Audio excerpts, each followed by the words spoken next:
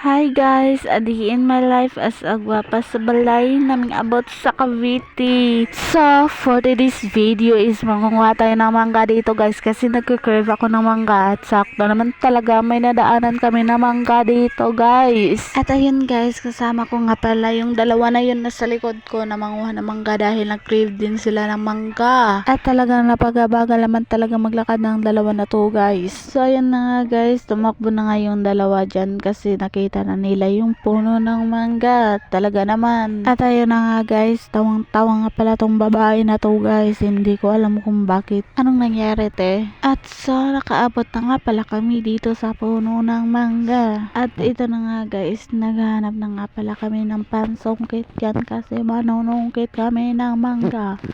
At nga pala guys, ito nga pala yung tinawanan ng babae na to. Yan pala, si kuya pala yung tinawanan niya. Galing mo ate, galing mo talaga. At sa'yo na nga no, dahil wala kami nakita na panungkit, ako na lang ang kukuha. So, pumasok na nga pala ako dyan dahil kukuha na ako ng mangga dahil hindi na talaga itong makapaghintay itong bibig na to, talagang kain na, kain na. Sa'yo na nga no, nakakuha na nga pala ako ng mangga dyan guys, kaya bumaba na talaga ako. Talagang napakaingay naman talaga. So guys, hanggang dito na lang guys, bye. Kasi napakaingay na dito sa bahay guys, talagang napakaingay na talaga.